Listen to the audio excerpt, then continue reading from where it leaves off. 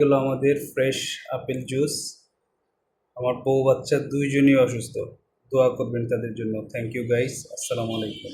আসসালামু আলাইকুম গাইস, সবাই কেমন আছেন? আজকে আপনাদের জন্য একটা প্রিমিয়াম আপেল জুস বানানোর রেসিপি দেখাবো। আমার এর জন্য প্রয়োজন প্রথমে আমার দুধটাকে আমি গরম করে নিচ্ছি। তারপর প্রয়োজন আমার দুইটা আপেল। আমি আপেলগুলোকে চামড়া ছাড়িয়ে নিব। আপেলগুলোকে এরকম কেটে নিতে হবে, আপেলের বিচিগুলা রিমুভ করতে হবে, কারণ আপেলের বিচিগুলো ওয়ান কাইন্ড অফ টক্সিন। আপেলগুলো টুকরো টুকরো করে ব্লেন্ডারে দিয়ে দেওয়ার পরে আমরা দিয়ে দিলাম এই জায়গায় একটা সবরি কলা, আপনারা চাইলে অন্য কলাও দিতে পারেন। তারপরে আমরা দিয়ে দিব হাফ লিটার গরুর দুধ।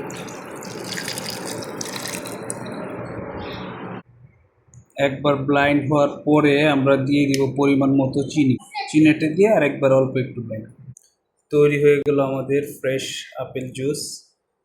আমার বউ বাচ্চা দুইজনই অসুস্থ, দোয়া করবেন তাদের জন্য। থ্যাংক ইউ গাইস, আসসালামু আলাইকুম।